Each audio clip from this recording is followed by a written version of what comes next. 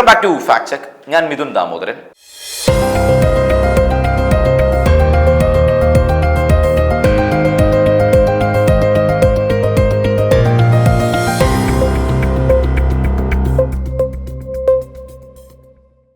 കഴിഞ്ഞ ദിവസം സോഷ്യൽ മീഡിയയിൽ റീച്ചിന് വേണ്ടി അണിഞ്ഞൊരുങ്ങി ക്യാമറയും തൂക്കി ഇറങ്ങിയ ഒരു പെണ്ണിന്റെ കാട്ടിക്കുട്ടലുകൾക്ക് മുമ്പിൽ പെട്ടുപോയ ആ മനുഷ്യൻ കഴിഞ്ഞ ദിവസം ആത്മഹത്യ ചെയ്തു എന്ന നിലയിൽ ഒരുപാട് കമന്റുകളും ആദരാഞ്ജലി പോസ്റ്റുകളും വരുന്നു.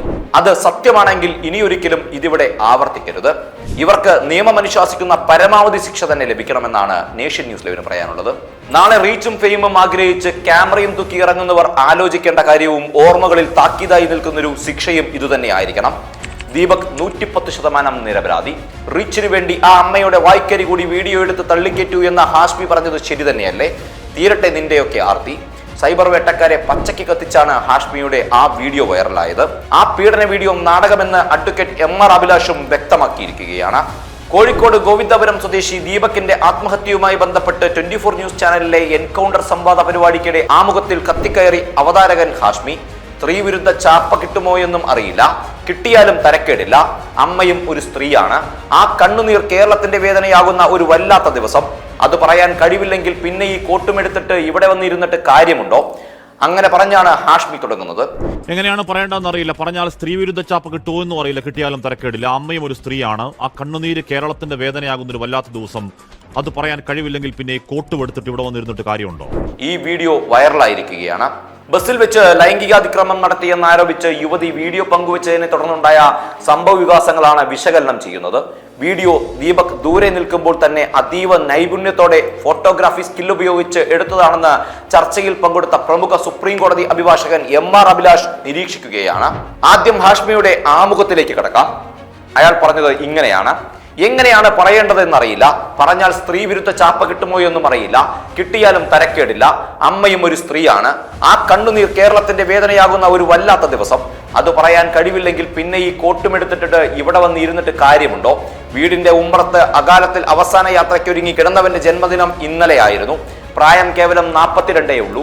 ആ താടി കൂട്ടിക്കെട്ടി ചേതനയില്ലാത്ത മുഖത്തേക്ക് നോക്കി മുത്തേ നിന്റെ മുഖമൊക്കെ മാറിപ്പോയലുള്ള മോനെ എന്ന് വേദനിക്കുന്ന പെറ്റവയറിന്റെ വേദന കണ്ടു നിൽക്കാവുന്നതാണോ? ലോകത്തിലെ ഏറ്റവും വലിയ വേദനയുടെ പേര് അമ്മയുടെ പുത്രദുഃഖം എന്നാണ്. ദീപകിന്റെ തലക്കൽ കൊളുത്തിവെച്ച നിലവിളക്ക് പോലെ അച്ഛനും അമ്മയ്ക്കും ആ കുടുംബത്തിനും ഒരേ ഒരു വെളിച്ചം താനെ അങ്ങ് കെട്ടുപോയതല്ല. റീച്ചിനും ഷെയറിനും വേണ്ടി അഹങ്കാരത്തിന്റെ ഒരു സ്ത്രീ അടിച്ചുകെടുത്തിയതാണ്, ഒരു കുടുംബം നാനാവിധമാക്കിയതാണ്. അങ്ങനെ വേദനയുണ്ടാക്കുന്ന ആത്മഹത്യയിലേക്ക് ചാടി വീണ അവരുടെ രാഷ്ട്രീയവും മതവും ചികഞ്ഞ 10 വോട്ടിനുള്ള സ്കോപ്പുണ്ടോ എന്ന് നോക്കുന്നവരുമുണ്ട്. ചീറി നിൽക്കുന്ന ചെന്നായ്ക്കൾ അത്തരക്കാരെ വിട്ടേക്കൂ. ഇവിടെ പ്രശ്നമതല്ല. അക്കാലമത്രയും എല്ലാവരുടെയും നല്ലതു മാത്രം പറഞ്ഞൊരാൾ, രാവന്തിയോളം കഷ്ടപ്പെട്ട് അധ്വാനിച്ച് കുടുംബത്തിന് വേണ്ടി ജീവിച്ച ഒരുത്തിനെ സോഷ്യൽ മീഡിയ കമ്പോളത്തിന് വേണ്ടി സൈബർ ആൾക്കൂട്ടക്കൊലയിൽ തൂക്കിവിറ്റ് കഴിവേറ്റിയതാണ്. നവീൻ ബാബുവിന്റെ കാര്യത്തിൽ എപ്പോഴും പറഞ്ഞതുപോലെ വേണ്ടി ആഞ്ഞുവാദിക്കണമെന്ന ഉത്തരവാദിത്വത്തിൽ മാത്രമല്ല, വീഡിയോ പലയാവർത്തി കണ്ട ബോധ്യത്തിൽ പറയുന്നു, ആ യുവാവ് 110% നിരപരാധി. ഭാരമുള്ള ഒരു ബാഗ് ഉയർത്തുമ്പോൾ അറിയാതെ പറ്റിയത് റീച്ചിന് കൊപ്പുകൂട്ടി എന്ന ആനന്ദത്തിൽ ചിരിച്ചുകൊണ്ട് ലൈംഗികാതിക്രമം പകർത്തിയത് ആരോട് പറയാനാണ്? ആദ്യമിട്ടൊരു വീഡിയോ എറിച്ചില്ല, പിന്നെ സ്ലോ മോഷൻ പല ആംഗിളിൽ എഡിറ്റ് ചെയ്ത് സാരോപദേശം കയറ്റിയ വീഡിയോ ഇന്നലെ 27 ലക്ഷം പേര് കണ്ടെങ്കിൽ ഒരുത്തനെ പച്ചയ്ക്ക് വെട്ടിക്കീറി ഇറച്ചി കഷ്ണം വിൽപ്പനയ്ക്ക് വെച്ചതിന്റെ കൂലിയാണ്. കഷായം ഗ്രീഷ്മയ്ക്കും കൂടത്തായി ജോളിക്കും വേണ്ടി വാദിച്ചവർ ഇവിടെയും ഒരു ഹാഷ്ടാഗ് അവൾക്കൊപ്പമുണ്ടാക്കി ഇറങ്ങുന്നുണ്ട്. സ്ത്രീപക്ഷ കാപണ്യക്കാരെ നാണമുണ്ടോ? യഥാർത്ഥ പരാതികളെ തുലക്കലാണ് നിങ്ങളുടെ പണി. ശരിയായ പരാതിയിൽ ആർജവത്തോടെ അവൾക്കൊപ്പമാണ്. പക്ഷേ ഈ വ്യാജങ്ങളെ, സോഷ്യൽ മീഡിയ കണ്ടന്റ് അപരാധങ്ങളെ സ്ത്രീ സമൂഹം ചെറുക്കുന്നില്ലെങ്കിൽ ഇനിയും അച്ഛനും മക്കളും ഭർത്താവും അടക്കം മച്ചകത്ത് തൂങ്ങിയാടും വേട്ടക്കിരയായ ആൺശവങ്ങൾ. ഏതോ സമാന്തര ലോകത്തെ ലൈക്കത്രയെന്ന് നോക്കിപ്പൂണ്ടിരിക്കുന്ന പേവേട്ടുകൾ അടങ്ങരുത്.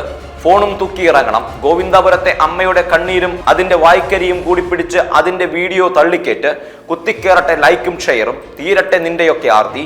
ഇതാണ് ഹാഷ്മി പറഞ്ഞ ആ വാചകം. വീഡിയോയിലെ അസ്വാഭാവികതയെക്കുറിച്ചാണ് ഇനി നാം ചർച്ച ചെയ്യുന്നത്. അഡ്വക്കേറ്റ് MR അഭിലാഷിന്റെ വാദങ്ങൾ ഇങ്ങനെയൊക്കെയാണ്. ഈ ആരോപണമുയർത്തിയ വ്യക്തി മരണപ്പെട്ട ആളിൽ നിന്നും കുറച്ചു ദൂരം അകലം പാലിച്ചുകൊണ്ട് വളരെ വ്യക്തമായി ഒരു ഫോട്ടോഗ്രാഫിയുടെ സ്കില്ലോടുകൂടി അയാളുടെ ഫ്രെയിമിൽ ഉൾപ്പെടുത്തി സുന്ദരമായ സെൽഫി എടുക്കുന്ന രീതിയിലുള്ള ശൈലിയാണ് ഇത് പകർത്തിയിരിക്കുന്നത്. ആദ്യത്തെ വിഷ്വലിൽ അദ്ദേഹം ദൂരെ നിൽക്കുമ്പോൾ ഒരു തരത്തിലും ശാരീരികമായ സ്പർശനമുണ്ടാകുമെന്ന് ചിന്തിക്കാൻ കഴിയില്ല. അത്തരത്തിൽ ബോധപൂർവം വീഡിയോ എടുത്തിട്ടുണ്ടെങ്കിൽ ഇത് എന്തിന്റെ ഉദ്ദേശമായിരിക്കാം? ഇത് കെണിവെച്ച് പിടിക്കുകയല്ലേ? സ്പർശനത്തിന്റെ സത്യാവസ്ഥയെക്കുറിച്ച് ഇനി നമുക്ക് നോക്കാം. വാഹനത്തിൽ അദ്ദേഹത്തിന്റെ കൈ പാസീവായിട്ട് സ്പർശിക്കപ്പെടുക മാത്രമാണ് ചെയ്തത്.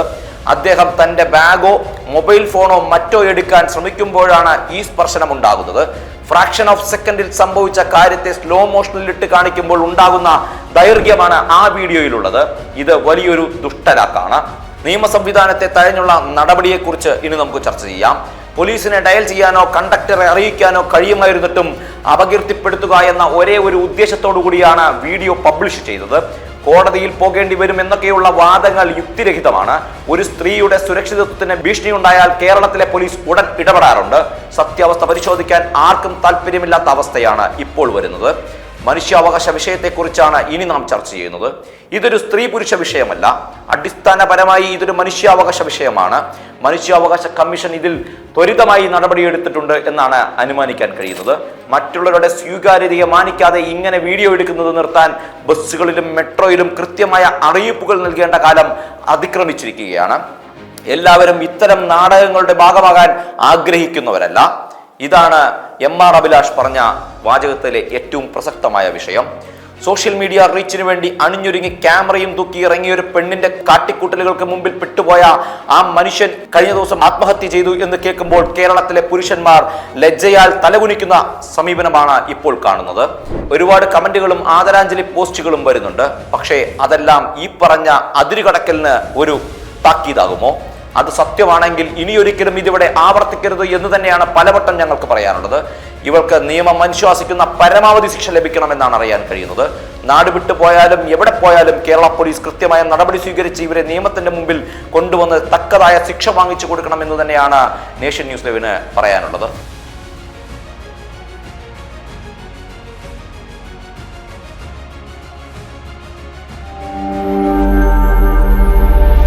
നാഷൻ ന്യൂസ് ലൈവ്, സത്യം, ചരിത്രം, വർത്തമാനം.